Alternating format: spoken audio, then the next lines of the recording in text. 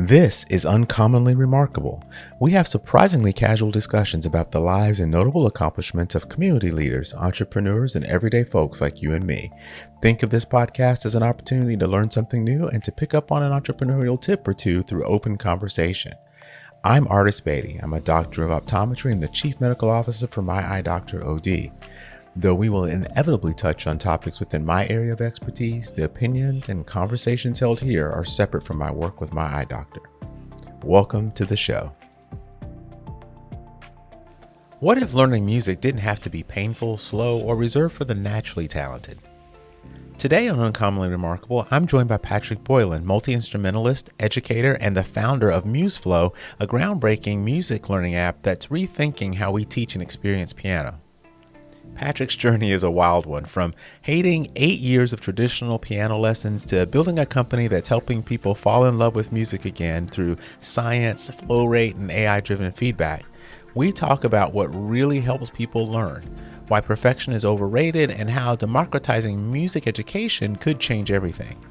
Whether you're a musician, a creative, or just curious about how the brain works, this episode hits all the right notes. Ladies, gentlemen, all you remarkable people, please welcome Patrick to the show. People who know me know that I'm interested in music. I walk around, I sing all the time. Not that it's great, but I like singing. Well, that matters. That's all that matters. And I grew up playing instruments. And so music is kind of core to me. So this is going to be a really cool conversation because I think we get to talk about a lot of things, from learning music to how the brain works around it, to understanding a little bit about science and technology, things that you've been working on to help other people be able to do this fun thing. Yeah, let's dive on in. This is going to be a great conversation. So maybe we should start by talking a little bit about who you are and how you got to where you are today, right? So talk a little bit about Patrick. I'm also a multi-instrumentalist. Mainly, though, I play piano and I sing. Those are the two things that I do on a regular basis. I've got 3 residencies here in Los Angeles. We call them residencies because they're just reoccurring gigs. Like I've got a night that I play at this restaurant, a night that I play at this restaurant. Every weekend I play over at this piano bar and like those kind of things. It's just like reoccurring gigs. Sure. That's what pays the bills. And then during the day, I'm building a music education app that's based on the way that I taught myself how to play piano. And that's called Museflow. And so I'm building that with some friends and it's going really, really well. We've already built it. It's out there. We're just scaling it at this point. Wow. So when did you get into music? Was it a lifelong thing for you? It's been since like 8, I think. I asked my parents for private lessons and they say, Pat, it's a lifelong hobby. And I said, yeah, I want to do it, knowing what a lifelong hobby is at 8 years old. No, I have no clue. What am I doing? I have no idea what I'm getting myself into. And so I got into it and I hated every second of it. Like, I'm so curious to hear your perspective on private lessons. For me, it didn't work for me because I was learning each new skill only in the context of specific songs that my teacher assigned to me. I wasn't able to apply that skill, whether that's a new note or a new rhythm, being able to see that on a page and then being able to replicate it easily and fast. I wasn't able to do that outside the context of those specific songs my teacher was teaching me. Was that the same for you, or how was it for you? Yeah, so for me, I was probably in 5th grade, I think, when I came to my parents and said, I need for you to buy the most expensive instrument in the band. I need a saxophone, and I am going to learn to play the saxophone. And right out of the case, it was pretty much the same thing. It was I would go to class and we would work on progressions and we would learn these pieces of music. Like we'd learn the notes and then we would try to put them together.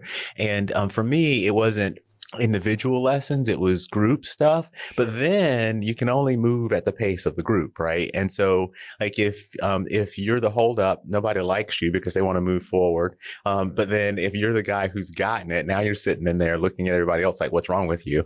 And so it was kind of a back and forth push pull thing for me.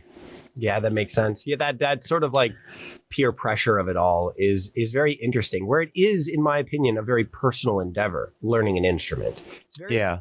it should be more personalized than sort of like what is the group, just the general group dynamic. No, it's not about that. Granted, playing in an ensemble is like so fun, and that's really where the joy of making music for me comes from. Playing with others, it's singing with others, it's creating with others, collaborating on that. But at the same time, the learning of it, I don't know if you can learn in a group setting, again, because it is such a personal journey. That's right. Everybody moves at different paces. And so your musical instrument of choice was piano? To start, yeah. And then I moved into clarinet. So in 5th grade, I decided I wanted to do clarinet, or it was 6th grade or something like that. I think it was 6th grade. We weren't allowed to do saxophone right off the bat. We had to do clarinet, and then we were able to like move to another instrument after that. I don't know why clarinet was the main reeded instrument that we had to do. Like, I don't know. Maybe saxophone was one of them. Yeah, I'm not sure. I know I wanted to play oboe. That's the biggest thing. I wanted to play oboe, and I couldn't do that before I had to play clarinet. I just got stuck on clarinet. I never learned oboe. Well, that's the thing. Like there is definitely a method to the madness when it comes to instrument selection. At in 5th grade, like how old are you in 5th grade? Like 11, maybe. Sure, is that right? Sounds Something like that. You don't know. Like you're just following the instructions, right? But, I think I did. So I never played piano formally. I went to church every Sunday with my parents. There was a pianist at church, and she would let me sit beside her sometimes, and I would sit beside her, and I would learn things, and I could play a lot of the hymns, and I could do a lot of the music from church that was traditional because I spent so much time sitting at the piano doing that, but never did anything formal. With the band and ensemble instruments, I started with saxophone, and the great thing about saxophones is they make soprano ones, and they make tenor ones, and they make baritone. So I played all those, but then it was very cool to me to figure out what my friends were doing with the brass instruments. And so I started messing around with euphonium and with French horn. And then I ended up back at clarinet, and I played contrabass clarinet because you got to sit on the stool. Yeah, you got to sit on the stool. Yeah. So you were taller than everybody else. So that was kind of cool for me. And so I did a lot of back and forth and doing a lot of instruments. But the thing about it was, for me, that I had a formal instruction for saxophone, and that became the building blocks. And everything else was kind of like, now that I know the basics of this one, what part of that can I take and move it to this one and make it work? Right. Mm-hmm. And so it was one of those things. It was trial and error, understanding a little bit about the differences, but eventually you can move around and get most things to work the way they're supposed to. Yeah. There's a lot of people. I have a couple of friends that work in pit orchestras. They are wind instrumentalists in pit orchestras. So they can play clarinet, they can play bass clarinet, they can play saxophone, they can play oboe. They're the like wind person for the pit. And the thing about the pit is like you have to be able to kind of move between all these instruments. That's a big selling point of any instrumentalist when it comes to being employed by a pit orchestra, right? Or in a pit orchestra, is that you can play all these different instruments. So it is very common for those people, though it is to like learn one instrument and then apply the skills that they've learned in that one instrument to all the other instruments that they want to learn. But it is rare that they start on an instrument like sax, because you're reading in treble clef, right? Yeah. And then like you say contrabass clarinet, you're reading in the bass clef. Bass clef, yeah. So the thing about piano and why it's so universal is because you're reading in both bass and treble clef at the same time. And so when you learn piano, it is more, other instruments are more accessible because you already know how to read Western notation in both clefs. Oh, that makes sense. That does make sense, because that was arguably the hardest part, right? Is when you learn treble clef, and then having to learn because it's transposition, right? So you're just taking the lines and moving them up. And so you can do it, but it was not reading music, which we should talk about this in Museflow too. Reading music it becomes second nature. It's like reading a book. And so when you change clefs, you can change the book language. And until you get used to the book language again, it's very difficult to do. And so, but it was not something that you couldn't learn, right? And when you're trying to do it on your own, you figure out, well, nobody's going to sit here and teach me how to do this. So let me figure out what the difference is. And really, it's math. You just transpose. And so, that's so awesome. That is unique. I don't know if anybody's ever really described reading in different clefs in terms of transposition. You're the first person that has ever explained it that way to me. Well, it's probably because, I'm a scientist at heart. And being a clinician, I kind of think of things in a logical sense. And so I've always applied it that way. Right. So, I would look and I see patterns very easily. And so I would look at the treble clef and I'd look at the bass clef and I would be like, oh, well, if I count this on every note I see on bass clef, it matches what I see on the treble. It's a math thing. So now I know where I am. Right. And then I could follow along. So interesting. Cool. Love that. That's very math forward, very scientific forward. A very interesting interpretation of the bass and treble clef. I love it. I think it's so cool. Well, talk to me though about your education and your background though, because you decided you were going to play piano, and did you just have a piano like laying around? Like what made you start with piano? Yeah, we had an old beat up upright piano in our living room growing up. It was given to us by a family friend who played at a piano bar in Chicago. That's where I grew up, in Chicago. And so this family friend, Joe Krieger, shout out to him. He's kind of a mentor for me. He's a pianist. He does exactly what I do, but in Chicago. Plays at a bunch of different restaurants, plays at different piano bars, and he does church. He does church on Sundays as well. He leads their choir and plays piano for them. And so he gave us this old, beautiful, like bright piano. Like it sounded very tinny. Because it's been banged on for years and years and years. And there were these big old like sweat stains from cups, like glasses that were like on the piano everywhere, because everybody just like went around the piano for him, that they were all hanging out around the piano and they put their glasses on it.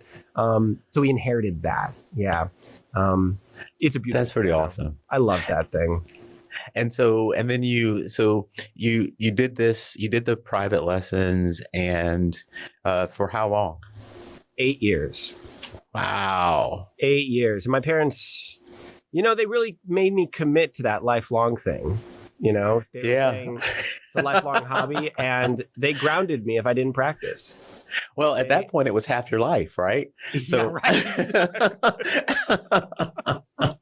Right, totally. And yeah, they really made me commit to it. And look, I thank them every day for it, but like that is not the optimal way to get a kid to learn how to play an instrument, I took 8 years and I hated it. I really did not like it. It was such a drudge, and I had to really the word discipline was very much a part of our household at that time. Mm-hmm. And I kind of hate that word when it comes to music education, because the goal of music is to inspire, right? And in my mind, if I want to learn how to play an instrument, I want to be inspired to learn how to play the instrument. So the problem was with the pedagogy. The problem was with the way I was being taught. And so I ended up going back to music after those 8 years of lessons. I went back to my parents' sheet music. They had a bunch of musical theater scores. And so after all these lessons, my teacher retired. And so then I just started flipping through this music that we had, trying to learn every note by note by note. And eventually I found a little pattern that I really loved. And then I closed the music and I just played that pattern over and over, improvising around that pattern. I put it in all these different musical contexts. I put it in my right hand. I put it in my left hand. I inverted it. I played it backwards. I slowed it down. I made it faster. I made it loud. I made it soft. I really just fleshed it out, right? Improvising around it, adding more to it. And I was like, wow, that was really, really fun. And so I kept doing that over and over and over, doing these improvisations. That's amazing. And that was what really taught me how to play. Yeah. Not the traditional lessons. That process was what really taught me how to play, because when I got to college, I was the only acting major that could play piano. And all these musical theater people were throwing music in front of me, being like, I want to practice this song. I want to practice this song. And I'm like, cool, let's do it. Let's see what this song is all about. Right. And so they throw it in front of me and I start playing it and they're singing it and I'm playing it. They're singing it. I've never seen the song before. And we get through it. And they're like, that was great. Have you ever seen that song before? And I'm like, no, never. They're like, wow, that was really good. I realized that I was doing this sort of iterative digesting of those little phrases. Mm-hmm. I was doing that to like the core building blocks of musical theater, to the core building blocks of that genre, so that when I saw that pattern or that motif or whatever I was repeating over and over and over in all these different musical contexts in this very flow-like way, I was able to play that in that new song at that point, by sight, at first sight, string them together. And so that is really what taught me how to learn. That's what really taught me how to play. Is that that's iterative digestion of it, That's really interesting though, because people talk about muscle memory all the time, right? Like you do some of the things that you repeat over and over again, you stop thinking about those things, even if it's a difficult skill. Right. Because it becomes kind of innate. It's sub-programmed. You understand exactly what it is that you should do. In the sense of the music that you were reading and playing, you had developed some of that based on the repetition of the particular types of phrasing or little riffs that would be part of that music type. Mm-hmm. So how much of it do you think is the repetition and the practice, and how much do you think is just your innate talent though? Because when it comes to skills like playing piano or people who sing very well, or there's a lot of talent that's kind of baked in there, and it can be a little bit intimidating for a person who is not necessarily known for their talent for doing that, to think, oh wow, maybe I could do that too.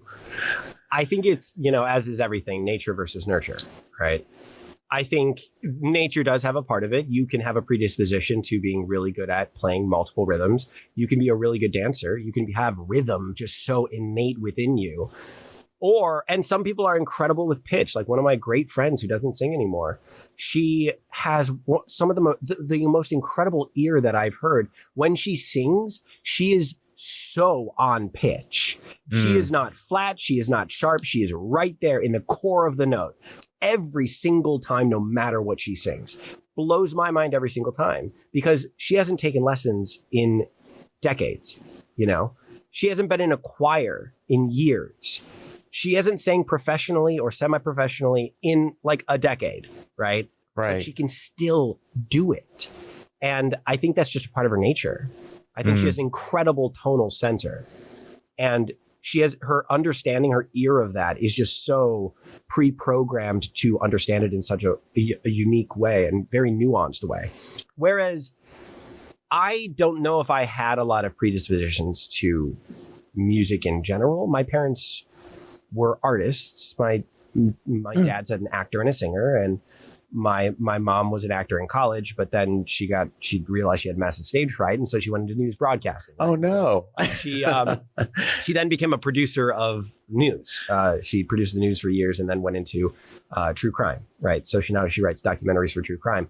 Nonetheless, two very, very artistic people, and she also sings too. And so I may have had a predisposition to being interested in music, but I don't know if it was ever pre-programmed, like I don't know. It's hard to kind of describe, because like I think it's a sliding scale on both ends, right? The people that are more likely to be really good musicians, and then if that is cultivated, then they become really great musicians. But then the people that are not at all pre-programmed to be really good musicians, they can still work really hard at doing it and overcome their limitations and surpass the people with innate talent. Because I do think talent also becomes a crutch for a lot of people.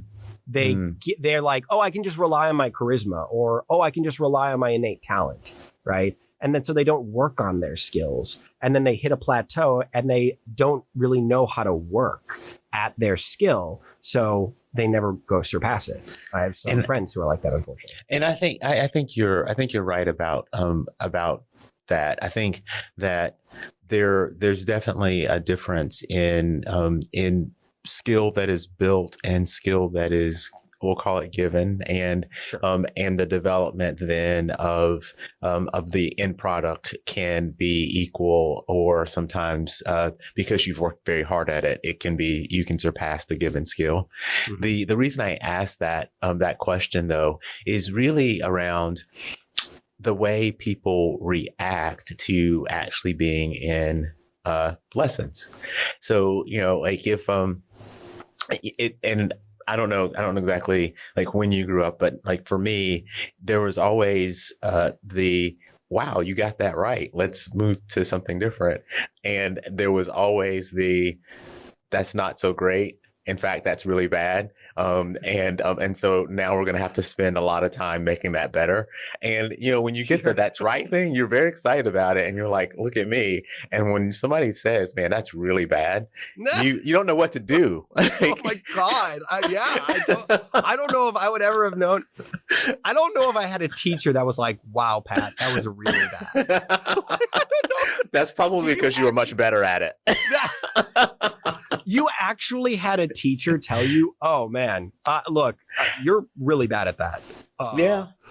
Oh, but you know what? Sorry. But no, but and at the time it was not. It was probably not great. I mean, it's hard to tell a 12-year-old how bad they are, right? Yeah. But but it helped to solidify, okay, well, if I want to be good at this, I'm going to have to really work at it. Or and so you have to make that determination. Am I going to continue to go forward, or is this telling me I should just not do this because I'm bad at it? And so so it can be one of the, but I think the psychology around learning in an environment where you get 100% praise is not great, right? But learning in an environment where you get constructive feedback is probably the best environment to be in, because otherwise you never push yourself to get beyond those things that are difficult. Yeah. Have you ever heard of the Montessori technique of teaching? I have. Yeah, I have. So they're all about praising progress over perfection. And we use that in Museflow. We care deeply about progress, not perfection. You need to get 4 phrases of music at 95% accuracy in a row to be able to pass a level. Okay, we've gamified it in a way, but we're not asking for perfection. We're asking for 95% accuracy. Okay, we think that 100% accuracy we care too deeply about perfection in our culture, in our society. And we want to instead be able to say, wow, we recognize you worked so hard to attain that goal. Great job. Instead of saying, wow, you did it perfectly. Great job. There's a difference. Yeah. In that type of praise, right? And so and I think humans are just so pre-programmed to care so deeply about the negative than the positive. It's what's kept us alive for hundreds of thousands of years. That's right. Fear or flight or freeze, right? That reaction has kept us alive for hundreds of thousands of years. And so naturally, evolution has really programmed us to care deeply about negative reactions, right? And so because of that predisposition, we never give negative feedback. We only give positive feedback. We give positive feedback on the progress you're making, not the perfection you've attained. Well, that's really interesting. So let's talk then more specifically about Museflow, because you've kind of hinted at some of the things that are involved, but maybe let's kind of break it apart. So it's an experience that's based now specifically for piano. Is that right? Correct. Yeah, we're going to make it for all common instruments, but right now we just made it for piano. And so the user is given lessons, or is it lessons, or is it techniques? Is it like, what is it that the user is experiencing? So here's how we're switching the paradigm. We're moving away from teaching songs. We're letting that be the byproduct of teaching you the skills outside the context of songs. So that when you get to a song, you can apply the skill that you've learned outside the context of songs. The only way that we've had to teach music is through song. For thousands of years, it's been steeped in this tradition, and we wanted to break out of that. What I used as my engine of my curriculum, let's call it that for lack of a better term, right? The engine of my curriculum after those 8 years of lessons was improvisation. I was kinesthetically learning the rudiments of musical theater in this very improvisational way. I was putting those rudiments in a multitude of contexts, and I was really learning it outside the context of songs so that when I got a chance to see that rudiment in a song, I could then replicate it because I'd had improvised in all these different musical contexts. Yeah. Yeah. So what we use is what is called sight reading, the act of reading music at first sight. Okay. So we can teach you how to read Western notation in 7 minutes. That is level 0. We say, here's a keyboard. Your keyboard may be different sizes, but this is middle C. Play that now. Great job. And then we move on from there, right? We say, these are the lines of the staff. This is where middle C is in the treble clef. This is where middle C is in the bass clef. Great. Play those immediately. It's called just-in-time learning. What we realized is that we give you the skill and then you immediately apply it.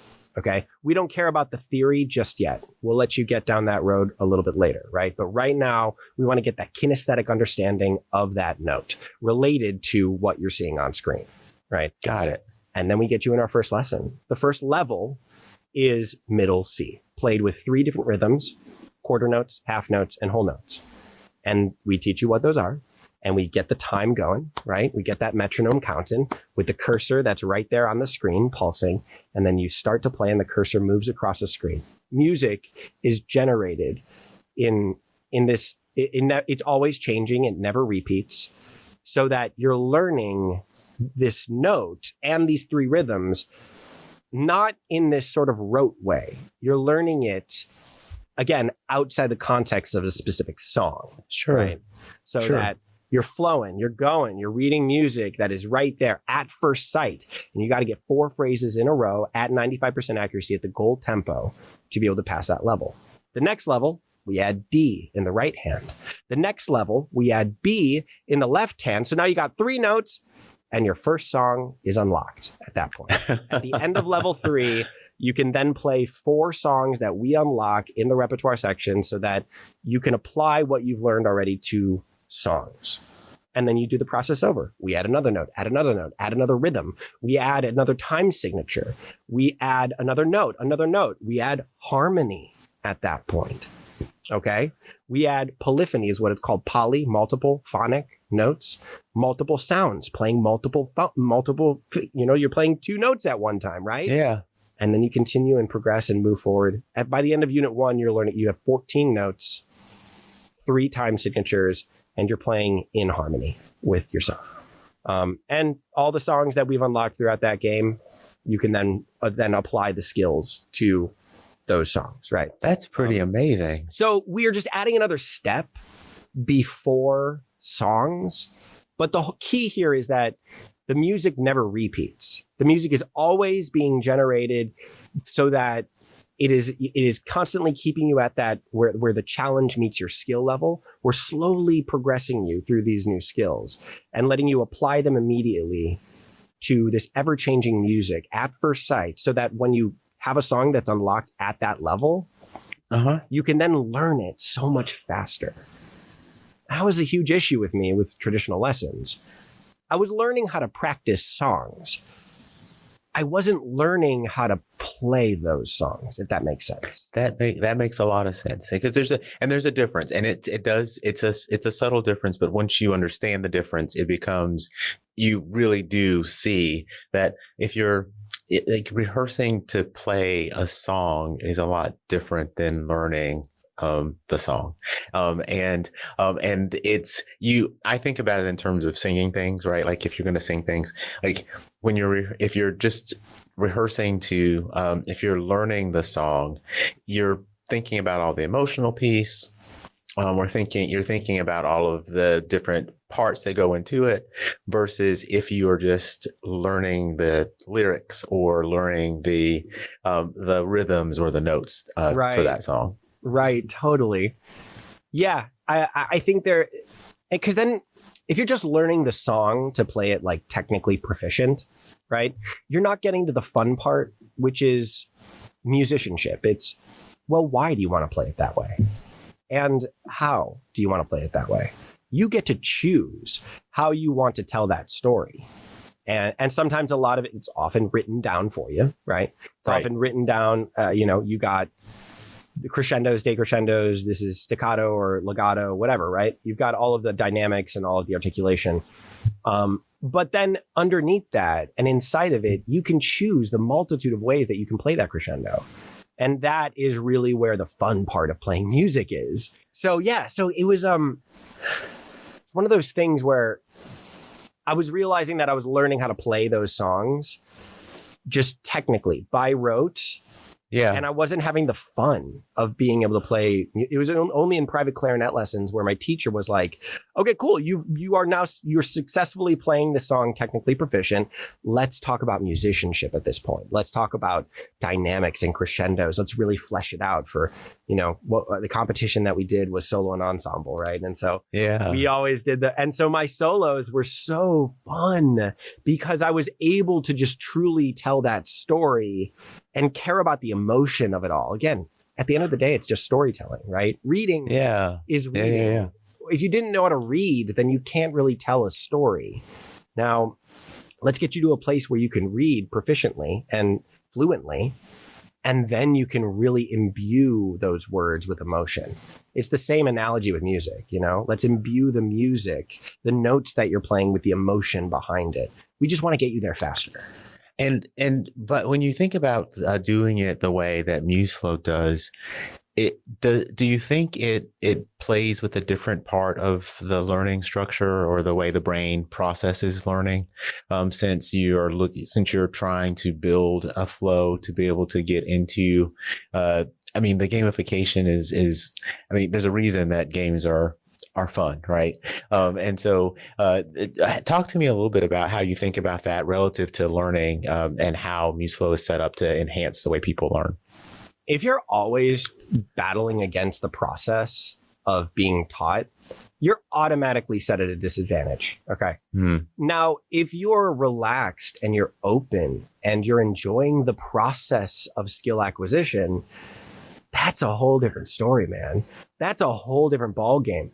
Like I said in the beginning, or I don't even know if I said it when we were recording, but I might have. Discipline is not even a factor at that point. Because you're being inspired, you're wanting to learn, you're wanting to get into that flow. So what we do is we make sure that skill that you're learning is at what is called, we call it the flow zone, again, for lack of a better term, right? Where the challenge, it's the Goldilocks zone of challenge, right? Where the challenge is just so perfectly attuned to what you've got in your skill bank right now.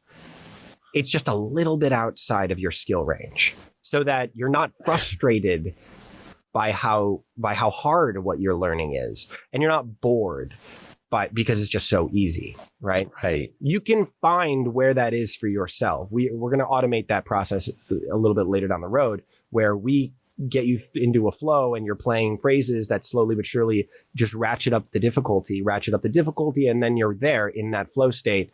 Cool. That's where we land you in that level. Okay.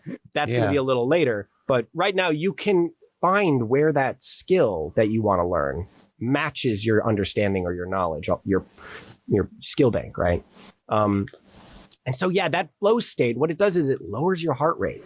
When you're challenged just a little bit outside of your challenge zone, you're engaged in the present, you're focused, you're dropped into that groove where you lose a sense of time, and your heart rate lowers. It's more of a meditation than anything. And when you're in that state, skill acquisition just skyrockets through the roof. It opens you up. and you don't care about failure at that point. Failure just is a part of the process. It just rolls off your shoulder. You know, we care so deeply about, we're so scared of failure at this stage of our society that like we freeze, you know? Yeah. And so that's one thing that we're trying to battle with it, is they try to get you in that zone where you're just dropped into that groove and you're open to skill acquisition in such a more foundational way. That's such a, I mean, that fear of failure is such a common theme. You know, I get to speak to a lot of people who are at different stages of life, who've done lots and lots of amazing things, cool things, things like you've done.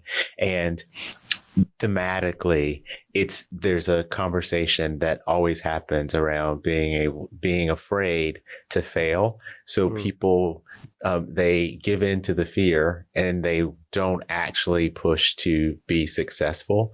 And so thinking about how you're approaching teaching people, understanding that that's kind of innately how people respond is really cool, because it does speak to everything that I've now learned about how people process information and how they make decisions on what they're going to do next. And a lot of that is based on, some of it is based on, I'm just afraid people are going to say I was bad at it. And so they just don't do it. And so I love what you're doing and the feedback that Museflow gives, but I also love that you're setting it up so that people are less likely to feel like they're going to have failure before they even start. Mm-hmm. Yeah, absolutely. Because, and I think that zone is dependent on so many different factors. It's so personal to your own abilities and to your own predisposition for how much failure can you actually take, right? In the moment. Personally, my threshold is very low. I don't want to mess up so much. I don't. I clam up. My heart rate skyrockets and adrenaline starts going and I freak out, right? I freeze. And it's flight a little bit. It's flight and freeze for me. So I don't like a lot of challenge. Just sorry. I'm not sorry. Like that's just how I am. That's right? Yeah. Whereas I've seen people play a song that they've never seen before and they get 40% accuracy. And they say, wow, that was a great song. Very fun. Let me try again. And you know, this is a really cool thing about Museflow is that, again, your ability to play a song that gets unlocked at the end of the level is much higher. Just being able to play it at first sight. Even though this guy, so he ended up playing a level 16 song that got unlocked right after he finished that level. He went on in and he started playing that one song. And again, he got 40% accuracy, but all this failure, I was watching him and I was like, oh my God, I would be freaking, I would stop. If I was, I would stop. I would stop. Yeah. If I was, and I was like about to tell him, I'm like, okay, no, you don't have to, don't worry. But no, he just kept going. And I was like, what is going on? Got to the end of the song, said, wow, that was really cool. That was really fun. And he immediately restarted the song, played it again, and he got 85% accuracy at that point. And that's what it's all about, right? And you know, I've messed around with other types of apps that have some of this stuff that goes on, right? Like none of them as advanced or as yours, but you know, you get to mess up a lot during the process, and it feels good, right? Because you don't necessarily focus on the things you didn't get right, but you're focusing on the fact that, hey, I've never done this before, and I got 40% of this stuff to right the first time through, right?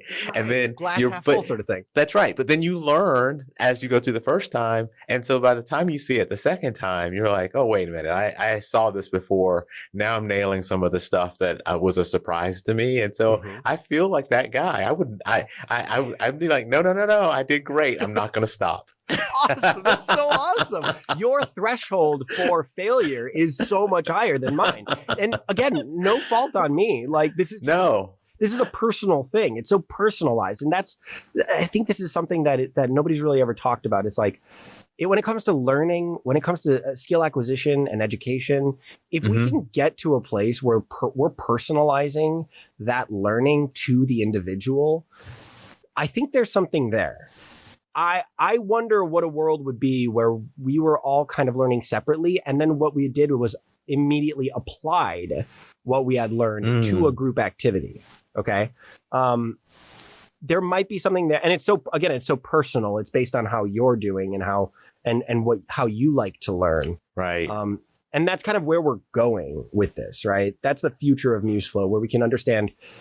We're building it so that we're training an AI right now to be able to recognize patterns in people's playing, so that say for example, you're getting this interval wrong, in this level, this one specific interval between maybe C and E, right? You're just constantly messing it up, and it's most of the time it's always in quarter notes. So we're like, and it's always in the right hand. Okay, well, we don't really know why you're messing that up, but what we can do is give you more of that, so that through exposure therapy, you can practice that micro skill over and over and over more often than you are with other micro skills, so that we can increase your proficiency on that micro skill to get you on parity with all the other micro skills that you're learning throughout the, and these are so intersectional, these patterns, that we wouldn't be able to define every single pattern.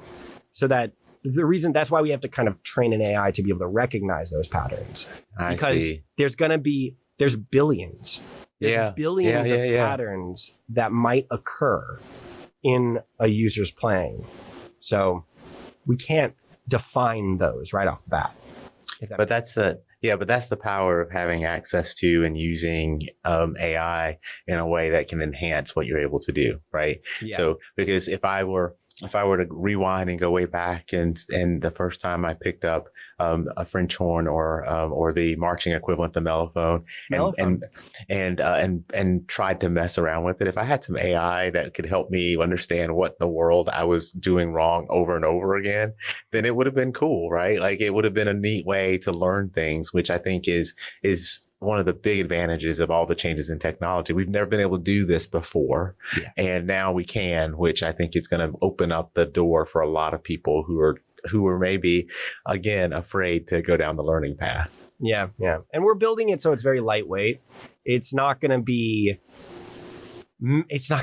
data centers all over the place and really, ruining people's, I don't know, water and electricity. No. It's going to be a very lightweight, AI, so that we can just have that. We're thinking either it's going to be in the device itself, or we're going to be able to download it to your device. It's going to be in the cache on the front end. So it's going to be, we're making sure that it's very, very lightweight and it's very quick. We got to make sure that that's the case, because we're not here to make billions. We're here to help education, right? Yeah. And it's got to be the most accessible. And so universal accessibility is very important to us. That's one thing we talk about, democratizing music education. I think that's a very noble pursuit, and I want to keep working within that frame, Well, Patrick, how do people find out more about Museflow? Just go to our website, museflow.ai. Take a gander. You can start your free trial right there if you want to. Right now, you do need a MIDI compatible keyboard. Okay. Basically a keyboard that just jacks into your laptop. You do have to use your laptop right now. It's a browser-based web app right now, so you have to use Chrome or Edge. Those are the two browsers that are most compatible. And just go for it, sign up, try it out. Let me know what you think. I'd love to offer your listeners a coupon code. Oh, that'd be great. That'd be great. Cool with you? That would be awesome. Yeah. Okay. Wow. Let's call it Remarkable 50. I love it. And so it'll get you 50% off for life. Oh, wow. So look, we're still very much at our early stages of this whole thing. We have about 60 people that are using this on a daily basis, regularly. They're paying for it and everything like that, and we don't know them. So it's out there and it's usable, it's accessible. You can definitely use it. We're building it out. We're really scaling this right now, building out the exercise section and the theory section where you can do deeper dives into concepts you're interested in, adding in a lot of that pattern recognition, the AI. We're building out Unit 2 for piano, and then slowly we're going to build out other instruments, right? So, and we're building an app. And we're building audio recognition. We've got a lot of things going on. There's a lot. Wow. It's a big lift. And so we had to find out what our minimum viable product was. And our minimum viable product was a web-based sight reading Sure. trainer that had songs that get unlocked. So like we had to find a way to get this out there and user test it and see if there was a fit. And there is. And Yeah, people are really it's liking amazing. it. So let's call it Remarkable 50. I love Who's that. interested. I Okay, love that. I love that. So I am going to be keeping track of things for Museflow because not only am I curious about the current product, but I'm very interested in the move to mobile devices. But I'm also interested in some of the instrument training that will come after piano. You can't see the rest of this room, but I decided to convert part of the house and do a true studio setup because I was using my office and I was having to set it up, break it down, et cetera, et cetera. Oh, yeah. And as part of doing this part of the house, I bought a cello. So I have a cello and it's sitting in this corner over here.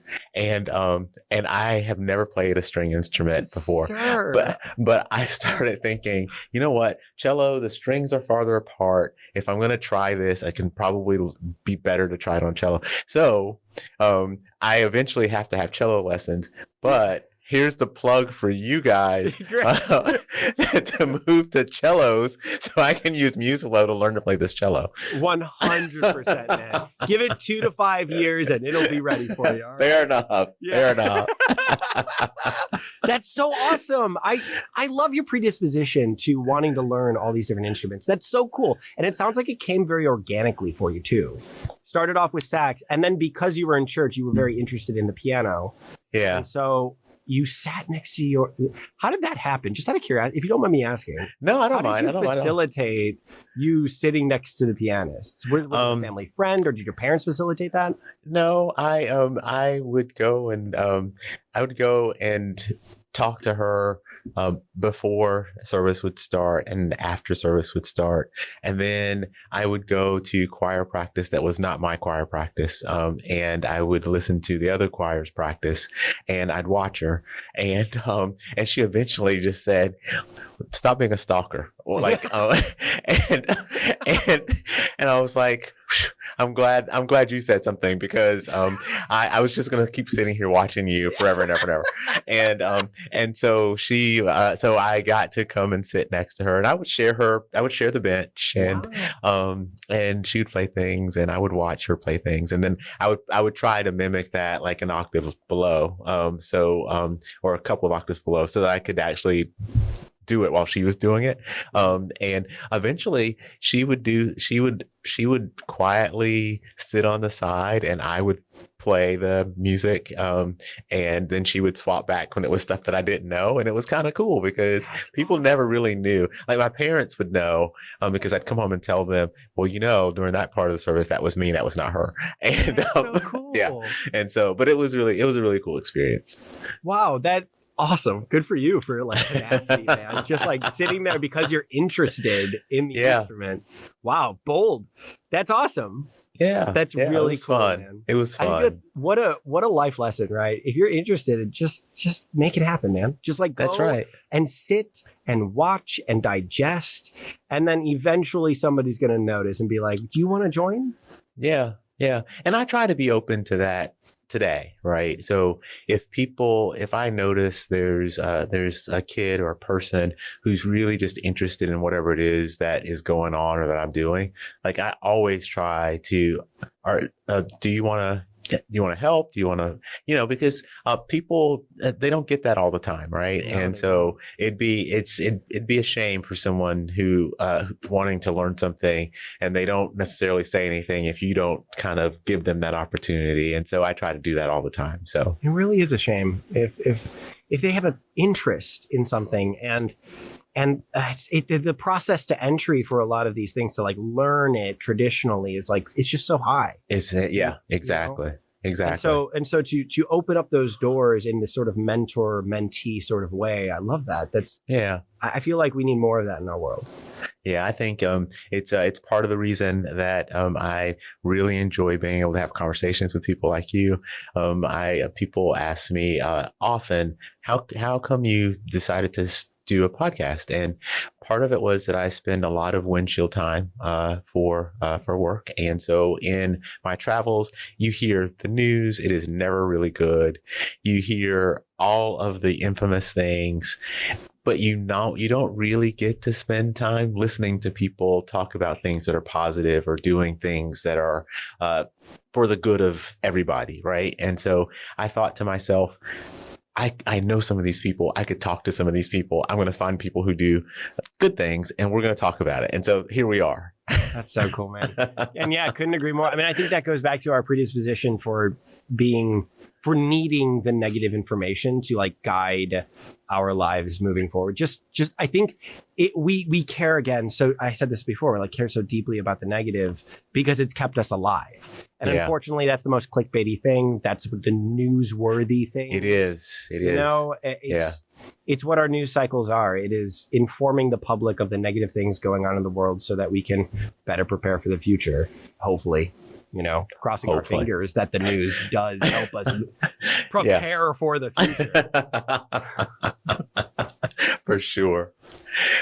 Well, Patrick, thank you so much for spending part of your day with me. This has absolutely been fantastic. And I wish you and the team all the best on Museflow.